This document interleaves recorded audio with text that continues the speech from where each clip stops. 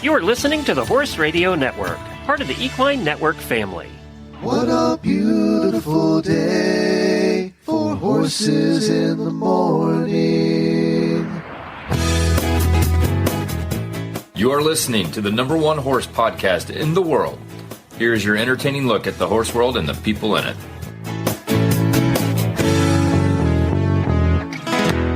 Hi, I'm Coach Jen from Ocala, Florida. And I'm Mary Kitzmiller from Kemp, Texas, and you're listening to Horses in the Morning on the Horse Radio Network for September 7th, episode 3260. Good morning, Horse World.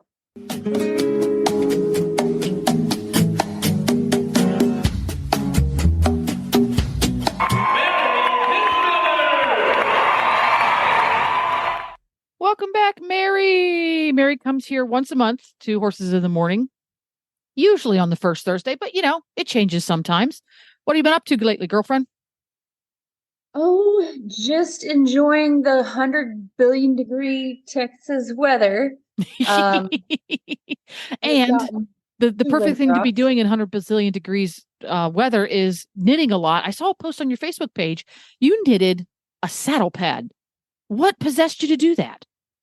Well, I'm insane and I do not have enough craft hobbies, so I have to take on more and more. But yeah, I've been hyper focused on knitting lately. I took it up like last year, and I have been wanting to make a blanket forever, so much so that I seriously looked into getting a loom and weaving my own. But that's a whole nother hobby and hundreds of dollars, and I decided to be practical. So I looked into a knitting pattern for a Western style saddle blanket.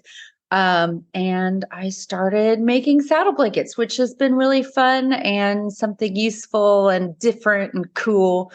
So I've been doing that, and then also sipping piping hot pumpkin spice lattes in the 95 degree Texas weather, because when it's 95 degrees here, it's like brisk fall weather. Oh my gosh. Get a whole bunch of days over 100 degrees. So 95 is like a reprieve. Ooh, cooling trend. That's funny. So you made one. Now, is the piece you knitted attached to something else, or is it just everything knitted and that's what goes with the horse? It's all knitted one piece, and it's a blanket. So it's like my show blankets that I have, in that I have a very thick wool pad that goes on the horse. Then the blanket goes over the pad, and then that goes under the saddle. So it's mostly decorative. Okay, that makes sense. You don't want to use it by itself. You might be able to use it under an English saddle, but yeah. So all of the woven pads that I have that I show in, that's the setup. Is you put the big, thick, comfy wool pad, and then the blanket, and then the saddle. Got it. Okay, so for the uninitiated, a modern English saddle has between your butt and the horse panels that are flocked, or either traditional or modern, but there's padding in there. Versus a Western saddle, the only thing between your butt and the horse is mostly pretty much just leather and the tree, which is made out of something hard like fiberglass, and a very, very thin layer of sheepskin. So you need to put something in between there that acts the same way as the flocked panels or foam panels in an English saddle. So that's why you have to do that versus just toss something in there to collect sweat. Yeah, your horse isn't going to be very happy with you if you just throw on the saddle by itself or without a really good shock absorbing material. Like wool is perfect. It conforms to the horse's back, and it'll get more compressed in areas where the saddle's closer to the horse and pad up areas where the saddle's further away. I really love wool pads. There we go. So now you can make them pretty.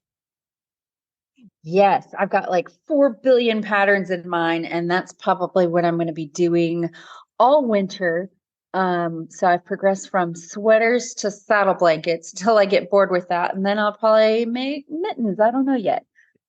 There you go. Well, among other things, you also make training tips And this is the part of the show where we start out with a training tip. So first, what is our training tip and what inspired it? Okay, so my training tip this week or this month is reining tips, as in the sport of reining for everyday riding. And that popped into my head because I'm preparing to go to a horse show this weekend with Remington the Mustang. And one of the classes that was showing is reining. Now, a lot of my training background comes from the reining industry. And so there's an association, National Reining Horse Association. And if you're not familiar with the sport, it's a Western sport, and it's the hallmark maneuvers of the sport are the really cool and fancy sliding stop where the horse runs into the arena full speed. When the rider says, whoa, the horse like buries its butt in the ground and slides to a stop, and you've got fast spins and lead changes, and it's a lot of really high powered maneuvers that are supposed to be done. They use the term willingly guided. So the horse, is doing all of this stuff with just the tiniest visible cues from the rider. And so I learned, I apprenticed for several reining trainers, and I learned a whole bunch about how to train and show a reining horse. And there's a lot of things that I still take from that to this day when I'm training any horse, whether it's going to be a dressage horse, a trail horse, whatever. And so when I was training these horses to go in the reining pen, you develop these cues to work with the horse. And again, you're trying to present this picture in front of the judge that this horse barely needs any guidance from me, and he can do all these things beautifully. So the main tip that I took from that I use with all my horses is when it comes to using cues. So for any given maneuver, I actually have about 4 different cues for each maneuver. So if you take the stop, for instance, I don't just say, whoa, and I don't just pull on my horse's face. There's about 4 different things. And I teach my horse all of these cues separately and then in all sorts of different combinations. And the reason that I do that, obviously the aesthetic reason is to create this beautiful picture of this horse that, he's not gaping at the mouth and flipping his head upside down or running through the bridle. He's doing this really amazing stop with just barely any cue or barely the appearance of any cue. And if you have 4 different ways to tell your horse to stop, then you're not relying too heavily on any one cue. You've got all these backups in place. Like if your horse is a little bit nervous and you say the word whoa, and maybe he didn't hear, you've got 3 other backup cues to help him make it to that stop and still look really good doing it. And I think this is great info for any kind of riding because I think we tend to rely too heavily on one cue. But if you're giving your horse 4 different ways to listen and respond, you make them softer and more compliant all around. So for the stop, for instance, if I am loping my horse in a straight line and I want him to stop, my cues, and they'll be in this kind of order. The first thing I'll do is say the word whoa. That's my vocal cue. After that, I'm going to sit deep in the saddle and relax my seat. I just stop riding. So my seat goes from being very active to just completely relaxing, and I just sit down deep into that saddle. So that's my second cue. My third cue is I'm going to take my legs off of the horse's side, not throw them off of the horse, but I'm going to go from telling my horse to run with my legs, where I'm pushing, asking him to keep cantering. I'm going to stop my legs and take him off of his side a little bit, which lets him know it's time to stop. And then finally, the last cue that I use is my reins. And the reins, because I've given my horse 3 different pre-cues, like we're going to stop, they should be trying to stop before I even need to pick up the reins. So the reins at that point are more of a support. It's going to help soften the horse in the bridle. It's going to help lift his shoulders in that stop and just finish off the whole. And that applies universally across any maneuver that I teach.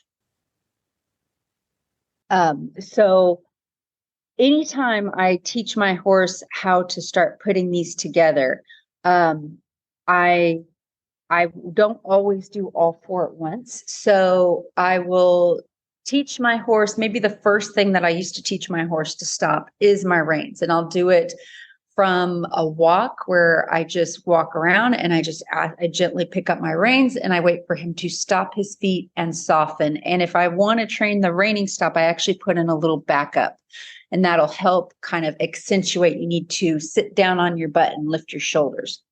So I'll do that over and over and over again until he can respond easily to the reins. And then I can start adding in my other cues. So I can start walking or trotting around, and then I'm going to relax my seat. Now, a lot of my horses figure out from ride one that if I stop riding and I relax my seat, you can start slowing down and coming to a stop. But maybe the horse is a little bit more nervous or more energetic, and when I relax my seat, they miss that cue. So I will ride around and just relax my seat, and I'll count in my head 1 Mississippi, 2 Mississippi. If that horse doesn't listen and doesn't come to a stop, I'm going to pick up my reins and have you come to a stop. I don't punish him. I'm not going to pull harder on him because he didn't stop. I'm just going to do this over and over and over again. Relax my seat, pick up the reins. Relax my seat, pick up the reins. And I give him plenty of time to respond to that first cue. It's always very gentle. I do not want to scare him when it comes to the stop. I want him to crave it. I don't want him to get nervous and tense. So everything is just very easy, methodical, slow. And one of those times that I relax my seat, it's going to click for him. He's going to go, oh, this means we're getting ready to stop. And then he'll come to a stop. And when he does that, I don't need to pick up on my reins. So I'll practice that over and over again until I can just walk, trot, and canter around and just simply stop riding, and my horse should come to a stop. And then I can start adding in those other cues and training on them. So I'll do the same thing with my legs. I actually, for a reining stop specifically, I will take my legs off, and then I'll start this at the standstill. So I'll be sitting on my horse, and then I'll just take my legs off of his side and use my reins to back him up a couple of steps. And I'll do that over and over and over again. Take my legs off, back him up. Take my legs off, back him up. Until I can take my legs off of his side and he starts the backup. Once he has that, then I can go and walk around and do the same thing. I'll go from a walk, take my legs off. He should come to a stop and start backing up. So I'll do that over and over again, where I'll walk, trot, canter around and just take my legs off of his sides. And same thing with the word whoa. With the word whoa, I actually like to add in a change of direction. So I will walk my horse along, and I'll maybe walk along the fence, and I'll say the word whoa. And if he's never heard that word before, he probably doesn't know what it means. So I'll say the word whoa, and then I will wait a moment and then turn him into the fence and go the other way. Easy peasy. I start this at the walk, and then walk down the fence the other direction, and then I'll say, whoa, turn him and walk the other direction, until pretty soon he knows every time I hear the word whoa, we're getting ready to turn. And in order to turn, especially if I'm using the fence to turn, so I'm turning him into the rail, in order the fence, he's got to sit down on his butt, lift his shoulders, and swing that front end through. So that kind of helps build that really balanced stop that I'm looking for. So I'll do that over and over again. First the walk, then the trot, then the canter, until every time I say whoa, he sits down and begins that stop. So now that I've got all four of those, I will again practice different combinations of just using one cue or maybe two of those cues. And the finished product is I go from a canter, I say, whoa, sit down, relax, take my legs off, pick up my reins. And it all happens within a moment, but everything is very methodical, slow, and soft. So even if you're not planning on going into the show pen or doing reining classes, you can use that idea for every single thing you teach your horse. I use it for steering, for picking up speed, for slowing down. Every maneuver that I do with my horse, I'm thinking of how can I make this very clear to him and give him lots of cues that tells him, hey, we're going to do this next. So you need to start paying attention. Okay. So I love your tips because they always make me think hard and I have more questions. Do you teach, let's say you're starting from scratch. You're not a remedial horse. This is a horse that is learning things for the first time. Do you wait until each of those cues is firmly established, or are they being taught what's the word I want to use? They're being taught at the same time. One day you're going to work on the hoe word. Another day you're going to work on taking your legs off to get that response. Are they being taught at the same time, or do you only work on one at a time? Does that make sense? Yeah, I play around with it because learning each cue is going to help make the other cue sharper, if that makes sense. Mm-hmm. So I'm not so rigid that I go, well, I can't work on getting him to stop off of my legs because he's not stopping perfectly off the reins yet. I get the idea established and then I'll start throwing in those other cues. And, maybe one day, like with Remington, I've noticed the last several shows that he's really not listening to my reins as much as he should.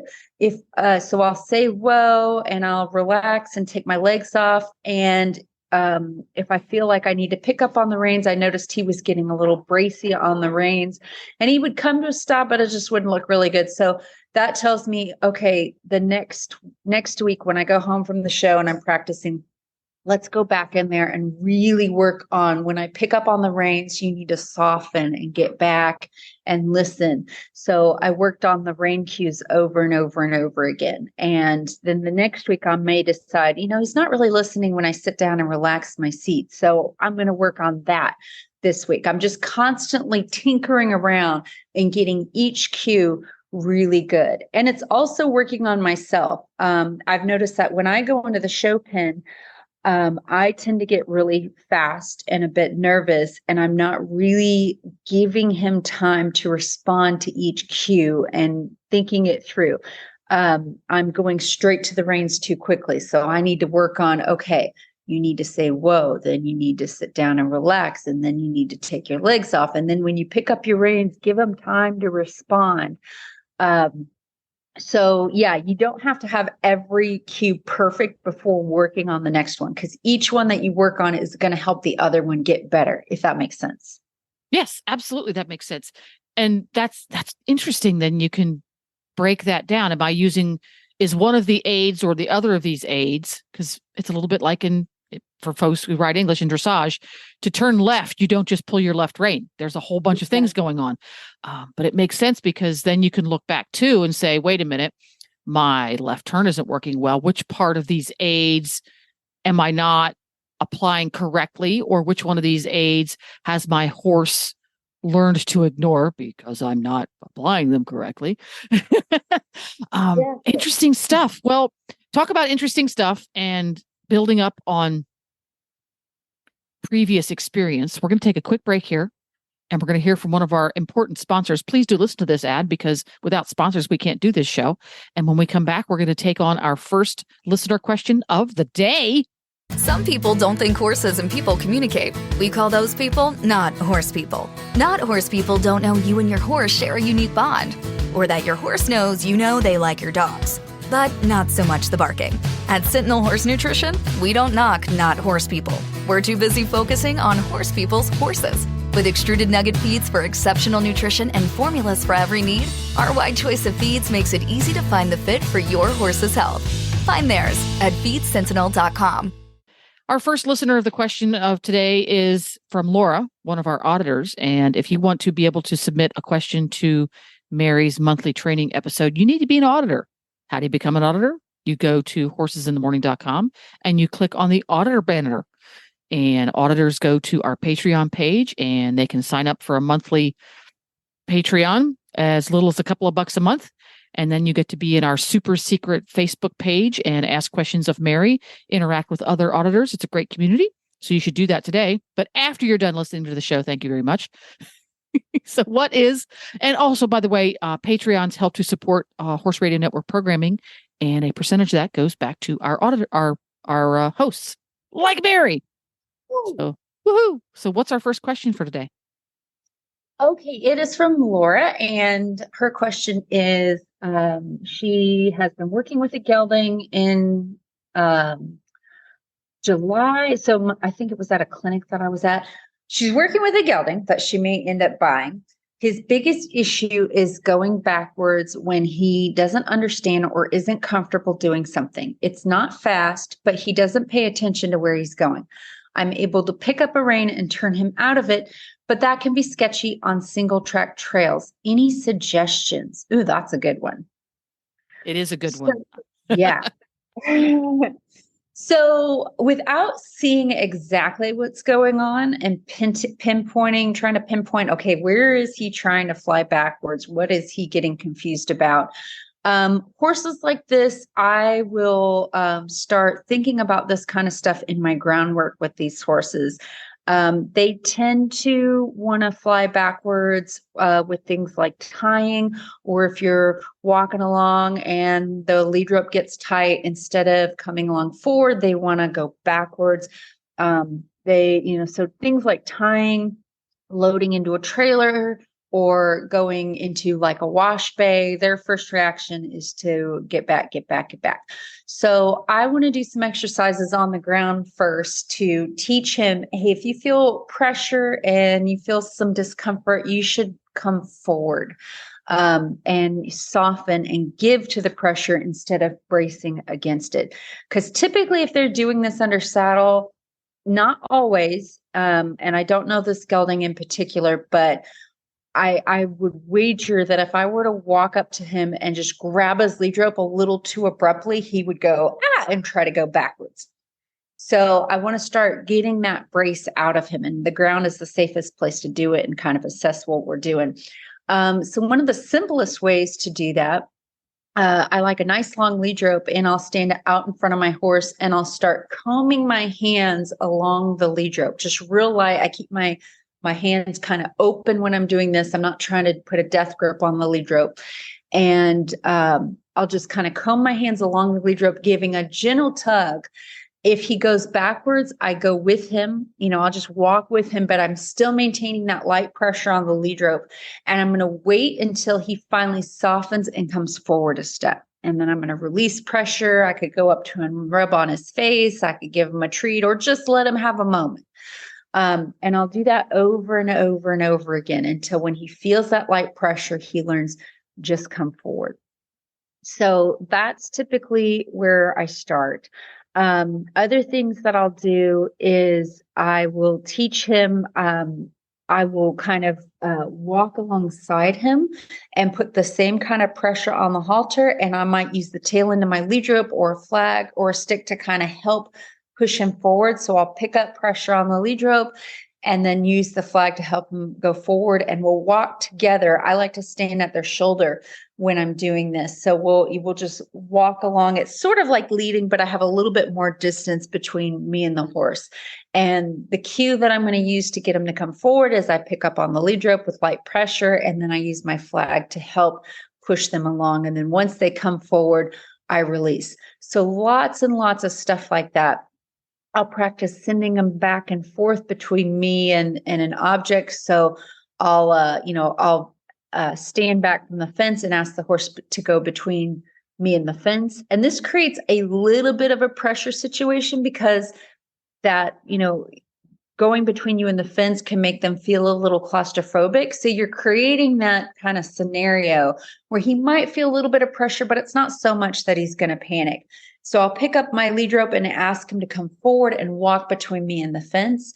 And I'll use my flag or lead rope to help push him. So the cue is I pick up on the lead rope and put a little pressure on the halter. And then I follow through by driving from behind with something like a whip or a flag or the end of my lead rope. Just real light. I keep it very slow and easy and calm. So once he goes forward between me and the fence, I'm going to tip that lead rope up kind of toward the fence and ask him to yield his hindquarters away to where he's now on the other side of me and he's facing me, if that makes sense. And then I'll send him the other way. So I'll switch my hands on the lead rope, pick up the lead rope, put a little bit of pressure on his face, then ask him through with the flag. And I'll do this just real gentle. I want this all to be real mellow and chill. And I'll keep doing this until I no longer really need the flag. I pick up on the lead rope and he goes, yes, I'm going to come forward. So if any of you have horses that pull back when tied, this is also what I do for that. It's usually coming from the same place, whether it's we're going down the trail and he gets confused and he wants to run backwards, or he pulls back when he stands tied. It's usually all coming from the same place, the same kind of cause. That's just his way to escape. He feels trapped. He wants to run backwards to get out of it. So I need to be as clear as possible in letting him know if you give to pressure and you come forward, that's the best deal. So I'll do lots of exercises like that. I will also do things. So with my colts that I'm training to ride for the first time, I want to give them an understanding of, hey, when I get up there, I'm going to use my legs to ask you to go forward. So I do something when they're saddled, but I'm working with them on the ground called stirrup driving.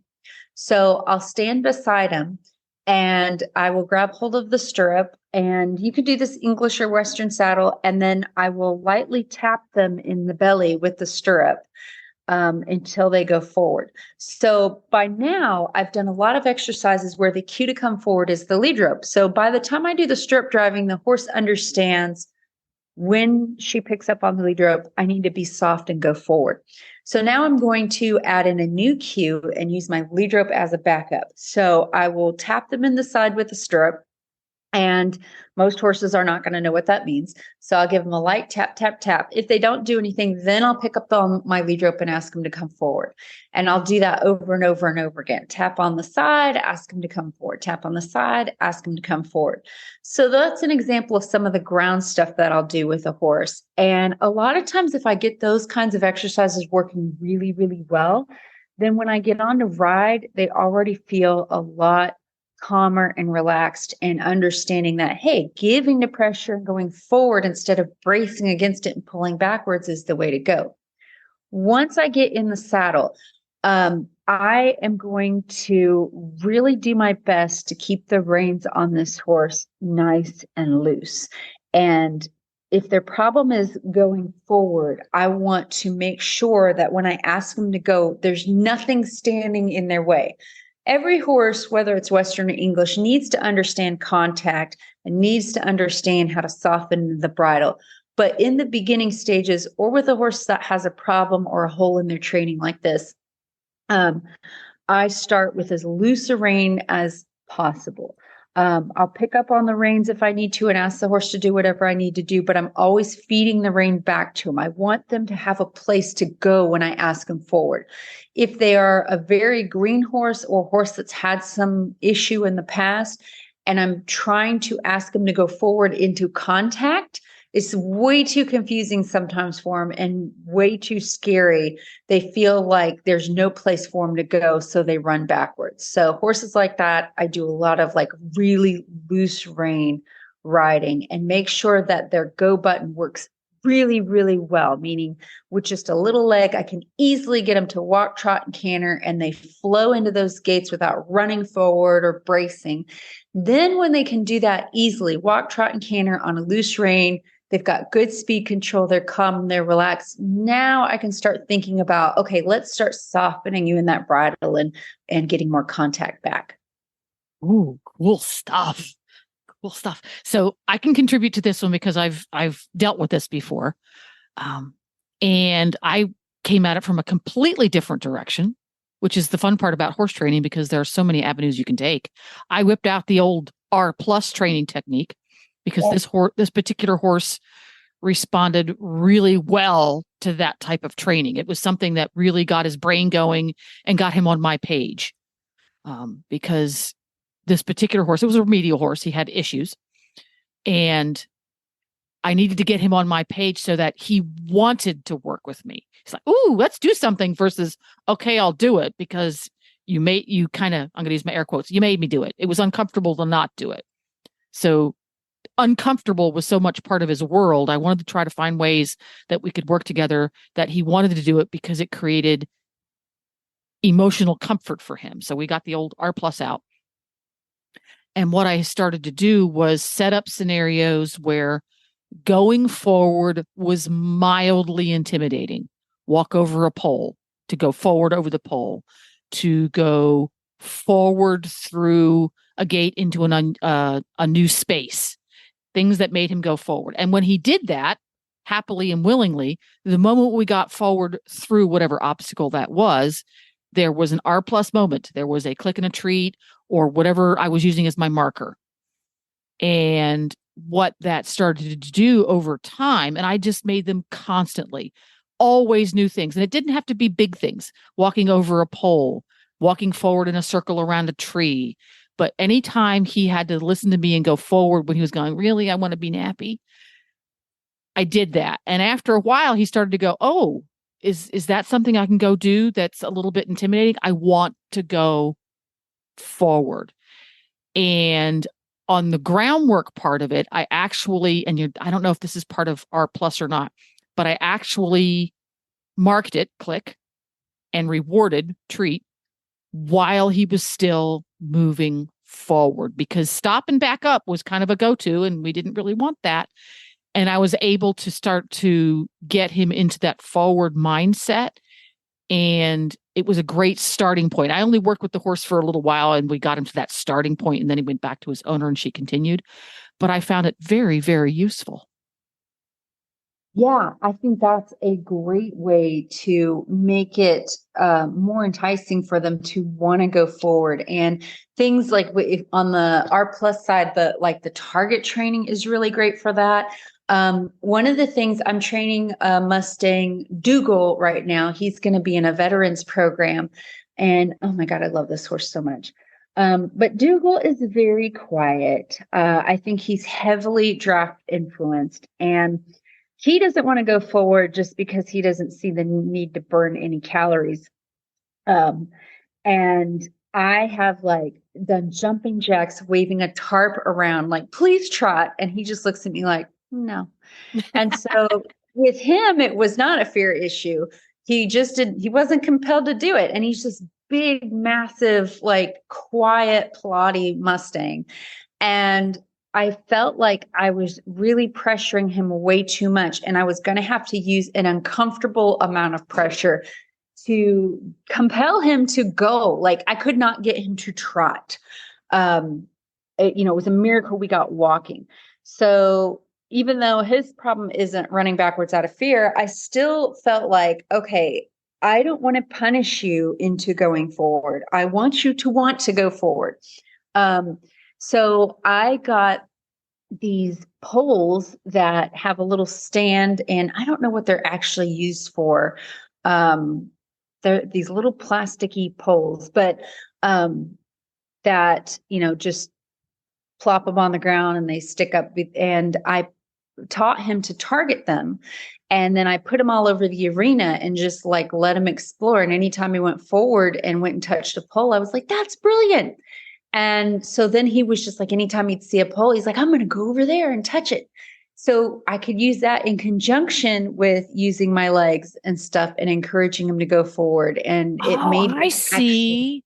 Okay, Yeah. That makes sense. You were using your aids to move forward, but he was motivated to be on your page. Oh yeah, I can go a little faster, because he knew at the end, it's when I get there, I'm going to get something that's in it for me. Oh, brilliant. Yes. And you can do this with R+ training plus R blah, blah, blah. I can't remember which way. R+, that's what it is. You can do that with R+ and, set up cones or poles or obstacles and click and treat.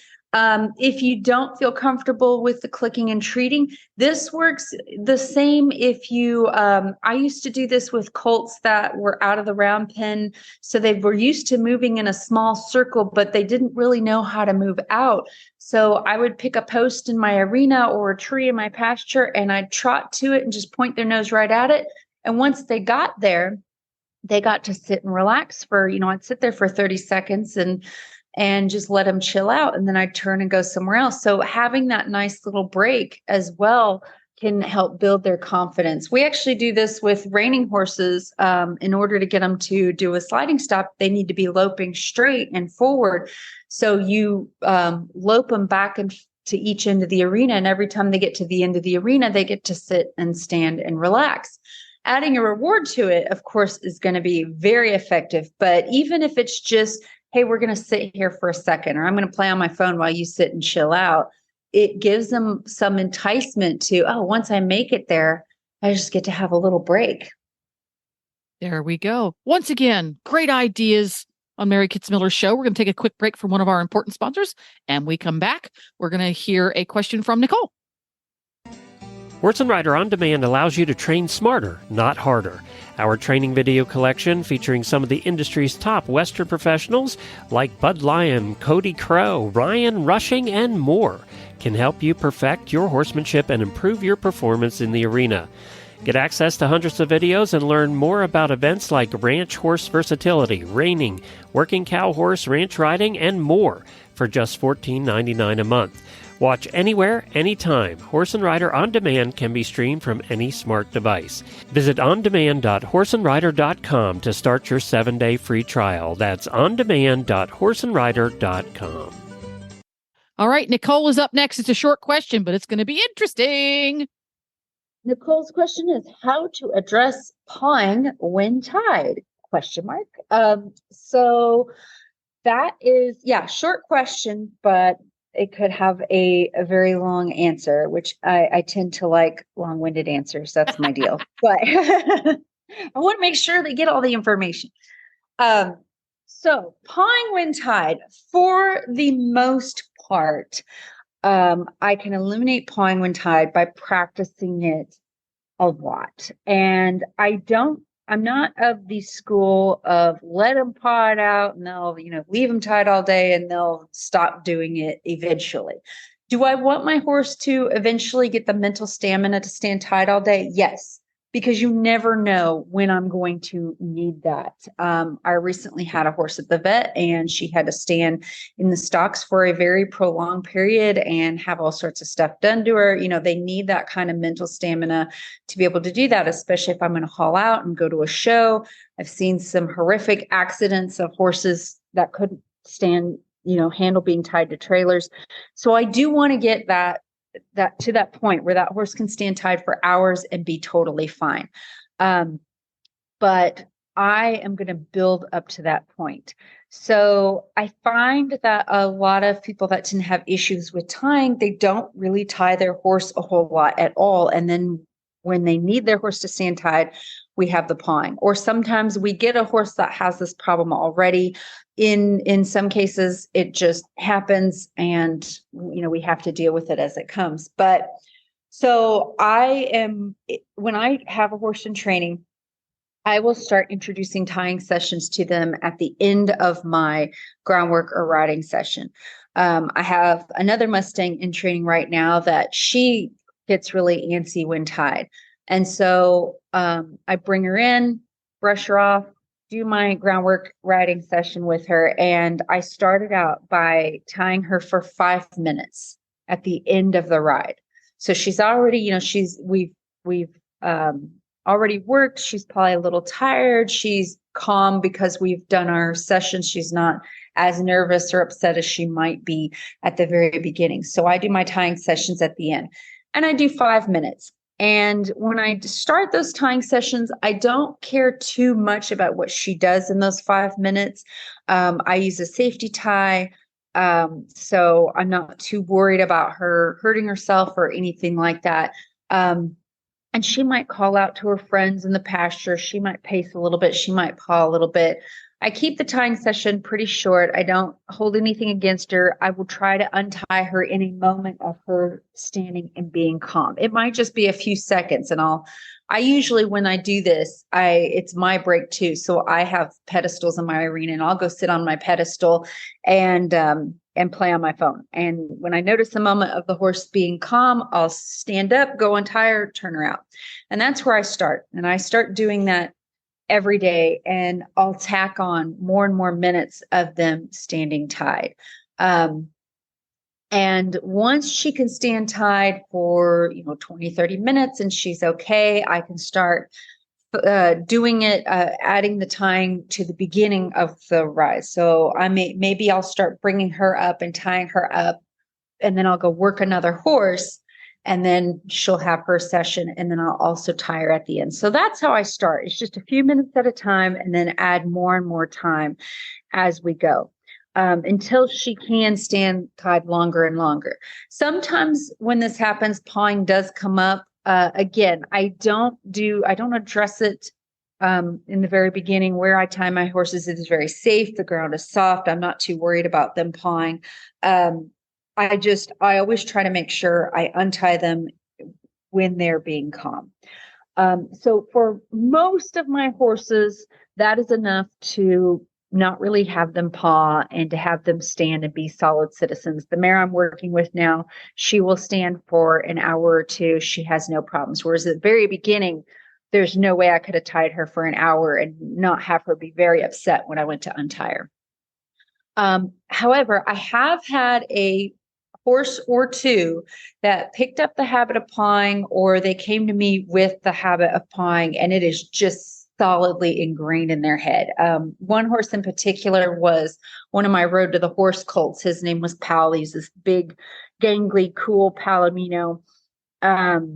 But he just had this huge personality, and he was always into everything all the time. And even though I tried my best to teach him to tie properly, he still developed a very, as soon as I tied him up, he would just paw and paw and paw and paw.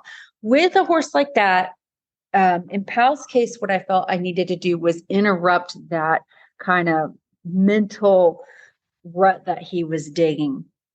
So pun, mental rut he was digging. Haha. Sorry, couldn't resist. Oh, yeah. That took me a minute. Yes, mental and actual, literal rut. So yeah, he was just kind of in this vicious cycle of, he wasn't even using his brain. Just as soon as I would time, he'd just start pawing. So what I actually did with him is I went through the process of teaching him to hobble train. Now, what I'm not saying is that I just slapped a pair of hobbles on him and said, good luck with that. That would not have been a good idea. I started incorporating hobble training into my training sessions. So that's a whole lengthy process that I used, where I taught him to handle ropes around his legs. I taught him to lead with his legs. I started using hobbles for a few minutes at a time, not tied up, out in the middle of my arena where I could watch him. And that in and of itself is really good for getting them to start thinking and using that, that thinking part of their brain. So I went through the whole hobble training process, and I got to where he could stand, just like with regular tying, where he could stand for a long time in the hobbles. And then once we had that established, you know what hobbles are, you know how to behave in hobbles. Then anytime I would tie that horse up, I don't care if it was for 5 minutes when I was brushing him off to saddle him, he got the hobbles on. And I did that for many tying sessions. If you get tied up, you have hobbles on. And that completely nipped it in the bud. He never had a problem after that.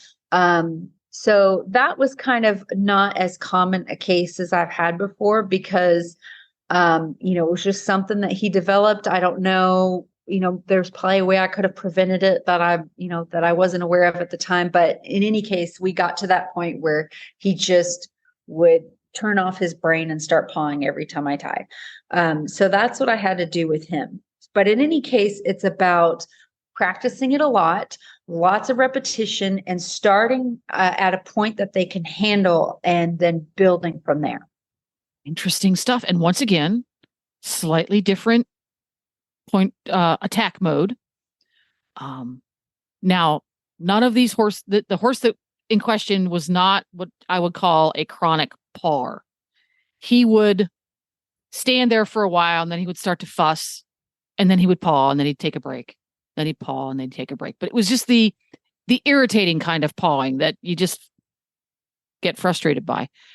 And I found that teaching him to ground tie made all the difference. Now, he was ground tying in the aisleway where the cross ties are. It was in the same place. But for whatever reason, he was much less fussy when ground tied versus tied. And then what I started to do is, once he got pretty darn good at being ground tied, I put one cross tie on. And if he started to fuss, he had to take the cross tie off and we had to back halfway around the aisleway. And then we'd come back and we'd ground tie for a minute. Then I'd put the cross tie back on. And most horses think of, I think it's subconscious in my opinion, backing up seems to be like, well, what do you mean I have to back up? Even if they're doing it because you just asked them to, because the horse would just back up on a command. I'd say back, he would back up. And then I'd go, and it seemed to click in his little head that, oh, if I just stand here, it's cool. But if I paw, I have to back around the aisleway, and that's no fun. I want to stand here and watch what's going on. And eventually he got to the point where he could stand on the cross ties and be much, much less fussy. But it was over, I would say, a 6-month period of time till we got to the point where 2 cross ties could go on. But I'm going to balance this with, he was not a chronic pawer. He was not digging a hole to China. He was just fussy. So that's a very interesting method. But again, for a horse that is a chronic confirmed pawer, this is going to be, to get him to that point, that's going to be a long period of time. He's not going to learn this in 2 weeks, is he?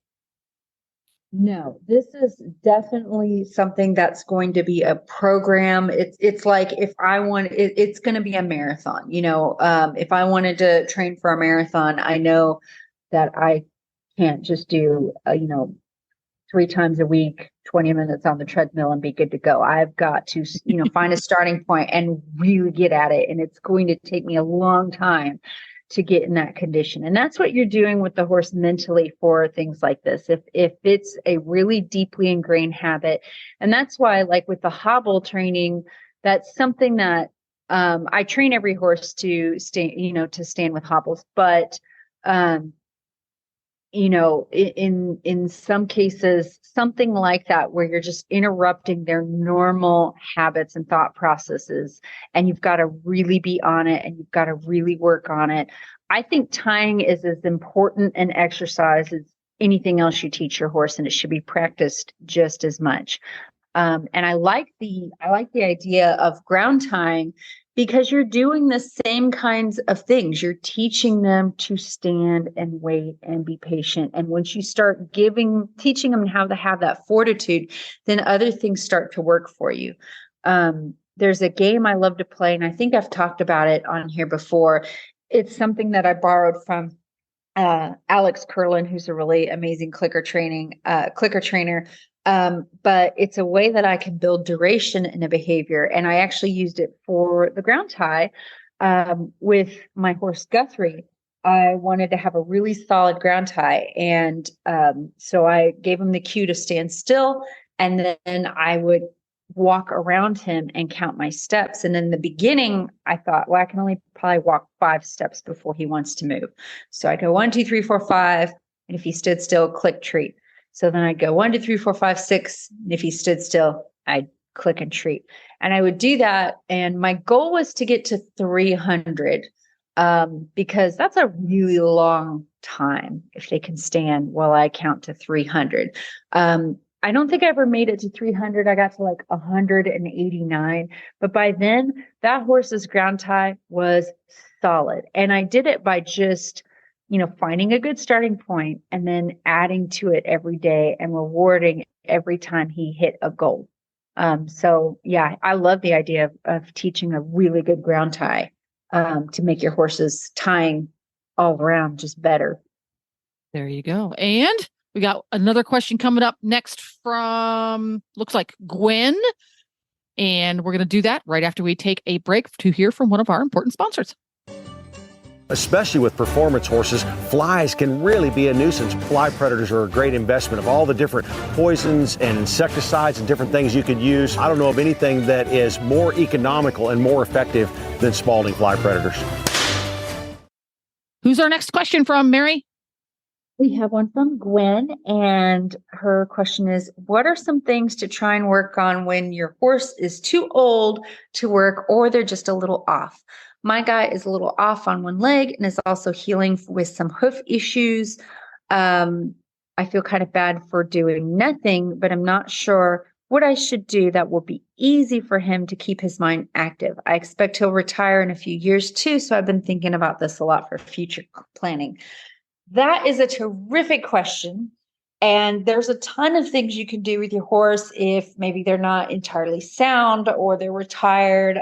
You're just trying to, keep them sane, especially if they have to be on stall rest or just very minimal work. So a horse like this, I think clicker training would be a really, really fun thing to do with them. You can do this, like if their ailment, maybe they've got laminitis or something like this, you can find treats that are low starch, that aren't really going to upset them. I actually like to use Timothy pellets as my treat because I don't want something that's too amazingly delicious because it makes them like really antsy. So Timothy pellets are just a little bit more bland than your typical treat, but they still really like working for them. And I feed like one pellet as my treat. So you can really make those stretch. So there's a lot of stuff you can do with clicker training that I think would be really great for a horse that, can't really move around a lot. So things like teaching him to target something. So I've got a little ball at the end of a stick, and I teach my horse to touch his nose to it. And that's really useful for things like leading, or I can use it to get my horse's head to go high or make his head go low or left and right. So target training would be really fun to teach with that horse. I like to do an exercise where I'm just going to stand beside you quietly, and you should also stand beside me quietly. And that's an exercise I use in the beginning, especially with clicker horses, to teach them, hey, we both know that I have a bag of treats on me. You are not going to ruffle through my pockets and try to get treats from me. You're going to stand nice and straight. So it's like a really stationary, it seems like a boring exercise, but it's actually one of my favorites to work on. So that's another one that I do.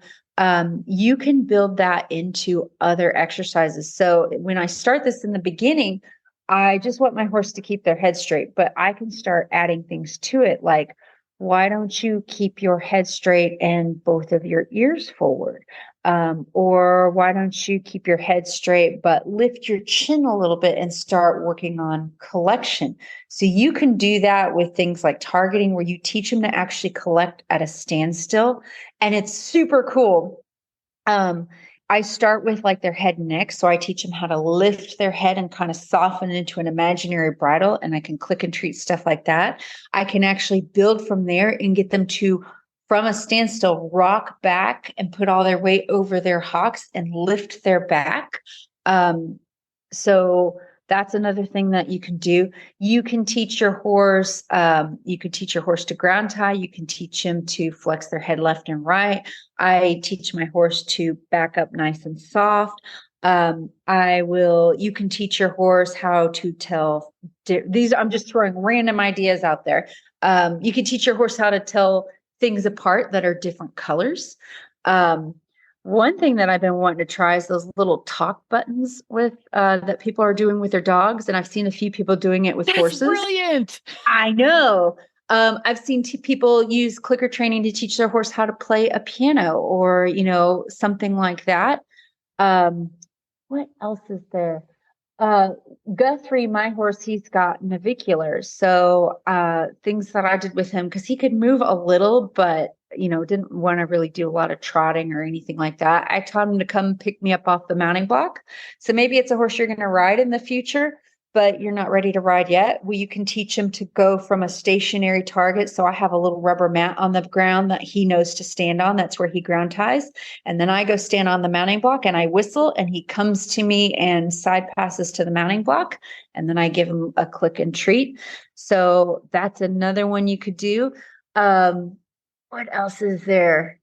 Something I did with a horse once and the reason we did it is because he was afraid of his own shadow, literally. But I find this entertaining, and I do it sometimes with Scooter because when Scooter lives in a dry lot, he gets a little bored. I would just take random objects that are not going to hurt him if he interacts with him, cones, rubber balls, empty buckets that have no handles, stuff like that. And I would put something that he wanted under them. So he had to investigate them and move them in order to get food. And it might be quite literally 3 hay pellets, but he's motivated. He's on a dry lot. And he would just wander around all day long moving these things because even after he moved them, he would go, well, maybe there's more. And occasionally one of those objects would be something that if he moved it more than once, something would fall out of it, like the little treat dispensers. But I would just move stuff around and every day it would be somewhere different. I'd have half a dozen over there. And another thing you can do is create a track paddock type of scenario where the horse is motivated through rewarding himself to move around and investigate his surroundings.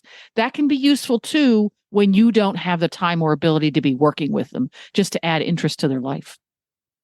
Yes, there's a lot of good information out there on track systems and just providing enrichment. And off of that, you can teach him to roll a ball. You can teach him to pick stuff up and hand it to you. You can teach him to nod yes and no.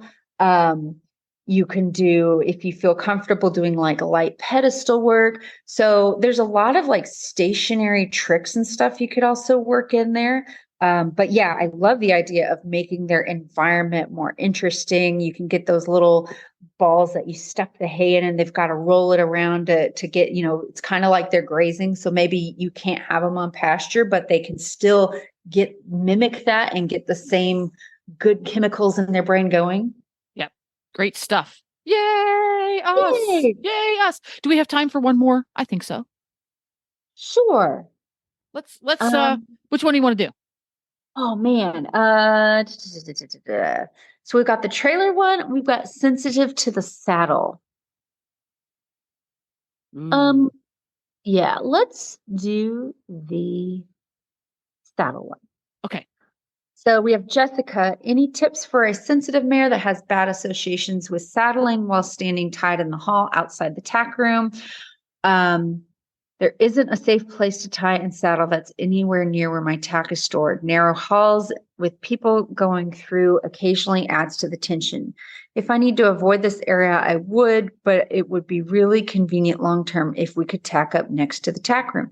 She mostly stands quietly, but gets tense, remembering pain from previous ulcers when the cinch is pulled up until she finally takes a calming breath and she's a bit of a time bomb for some random things to startle her. So, again, without meeting this horse and finding exactly what is causing this, what kind of trauma may have caused this or ulcers or whatever, if this horse was dropped on my doorstep for training, I would start all over with her. And because I think for her, there's so many things going on in that environment with the tack room, and it's too much. It's overwhelming for her. So, yeah, I'd start back at square one. So with most horses I get in training, I do not tie them up to saddle them because I've had people say, oh, he's an angel. And then the horse explodes with a saddle. And then I talk to them on the phone later, like, oh, your horse is bucking pretty hard. And they're like, oh yeah, he does that. I'm like, okay. So, oh yeah, he does that. Like being surprised. I do not want a bad accident because I didn't know that a horse wasn't equipped to do something. So with any horse I get in training, and especially with a horse that is learning these things for the first time, I saddle in the middle of my arena, not tied. I have a long lead rope that I drape over my elbow as I'm saddling.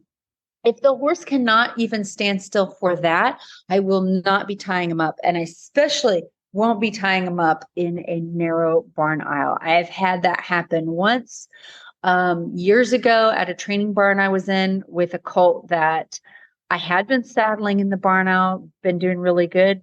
But he'd only been saddled maybe 10 times. And then I went away for a weekend and came back and thinking, oh, he's going to be perfect. And yeah, he actually fell into the tack room. Everything was fine. No one got hurt, but it taught me a very valuable lesson on not assuming anything. So I would, all of my horses, I saddle in the middle of the arena on a lead rope. And yep, that's very inconvenient. I have to drag my saddle out there. I have to put it in the dirt and get it all dirty. But it's got to be done. That's what I have to do. So I saddle in the middle of the arena, and I do that until I have no problems with that, to where I could practically drop the lead rope on the ground, saddle my horse, do up all the cinches. They won't move. It's fine. Once I have that and I can confidently do that, then I'm going to start thinking about adding the tying back into the scenario or introducing it if the horse has never done this before. So instead of tying them up to saddle, I will saddle them in the middle of the arena like I normally do my groundwork and riding session. And then I will take them to the tie and tie them up to unsaddle them. So if you have the setup for this, and you're like, oh, I don't think we're ready to go into the barn aisle to unsaddle next to the tack room, tie them or mock tie them on your arena wall. So you're just adding a little bit of pressure to the situation without hopefully overwhelming them. They've already had their work session. They're tired. They've relaxed. They're not tense with the girth anymore. So I can start tying them to unsaddle, and I'll do that until there's no issue. And then I will bring them in and start tying them to saddle. Now, I don't like cross ties. I use a clip safety tie. So let's say I do up the girth and they freak out and want to flip over or whatever. That tie is going to give rope so that doesn't happen. So I'll start tying them up to saddle them after I've done several sessions in the arena and several sessions where I tied them up to unsaddle. Then I'll start thinking about, okay, now I'm going to tie you up to saddle. And once I can do that several times in a row with no issues, now I can start thinking about tying or untying you in the barn aisle. In fact, what I would do with that horse, I don't have a barn aisle, but if I did, I would probably work them in the arena, take them down to the aisle next to the tack room and unsaddle them while holding them. And just, tack a new thing on one thing at a time. So then I'll start saddling them and unsaddling them in the barn aisle without being tied. And then I can start kind of like you were talking with Scooter with the cross ties, just that kind of process of, okay, let's add a new thing on every day. So the final thing that I would add to what I would probably do with this horse, I've had a few horses in training, whether it be from ulcers or trauma or whatever, where as soon as you tighten that that cinch, they get really tense and act like they're going to explode. So in addition to all of this with the saddling and unsaddling, I would do some exercises with this horse on the ground in the arena with the lead rope, where I'll wrap a lead rope around their belly where the girth goes, and I'll pull it just a little snug. If they want to move around, as long as it's reasonable, I'm going to stay at their shoulder, keep that snugness in the lead rope, keep their nose tipped toward me so they don't run forward or whatever. And I'm going to wait until they stop their feet and they take a breath. And then I'm going to loosen that lead rope. And I'm going to do that over and over and over until I can wrap that lead rope around their belly and snug it up just as tight as I would the saddle. And they don't do anything. So that's a way that you can help kind of teach them to relax into that girth without having the danger of being in the barn aisle. Yeah, I'm definitely on the same page as you are in that start from square one, because there were things that were skipped and there were cues and associations, cues that were poisoned, associations made. Just start from a clean slate, the very beginning, pretend she's never had a saddle on. That's great. I think. And we have the theme today. This happens sometimes. We didn't intend to have a theme. Incremental learning. Everything we talked about today had to happen in small increments. Yes. And this is something that really, where the clicker training really opened my mind. I mean, you talk to any horse trainer and they'll say, break it down, make it easy. And we all pretty much have that understanding. And clicker training takes that and takes it to a more minute level, and it's called micro shaping. And the philosophy there is, if the horse doesn't understand, break it down. If they don't understand, break it down again, and then again, and then again. And you would be surprised at how, like, you can take a behavior and slice it into these teeny tiny paper thin slivers. It feels tedious and like it's going to take forever, but it really won't. With my horse that I'm training to ride, he doesn't like to really sit still when I get on him. And I've done a lot of, I'm going to stand next to, he knows how to come get me off the mounting block. I'm going to stand next to you on the mounting, and then I'm going to put my hand on the saddle. And if he moves for any of these, I break it down. So I stand next to him on the mounting, in the stirrup, click and treat. Now I'm going to stand next to you on the mounting block, put my hand on the saddle, put my foot in the stirrup, put weight in the stirrup. And I've broken it down over and over and over again. And it's really this super solid behavior. And you could do that with anything. There you go. Well, we're starting to lose Mary's signal, because that's what happens when her neighbors wake up and start to stream Netflix. Yes. So for folks who want to appropriately stalk you online, have you train their horse, hire you for a clinic, or buy a knitted saddle pad, where do they find you? You can find me on Facebook, Mary Kitzmiller Horsemanship, or my personal page, Mary K. Kitzmiller. And that's probably the best place. There we go. And you can follow Horses in the Morning on social media. It's Horse Radio on Twitter, and on the web, it's just plain old Horses in the Morning. And Equine Network, we are part of the Equine Network family, has thousands, quite literally thousands, of engaging and entertaining horse-oriented podcasts. If you go to Horse Radio Network, you're going to find all of them there. Go check them out and subscribe to the ones you think are awesome. And we will see you again next month, Mary. All right. See you then.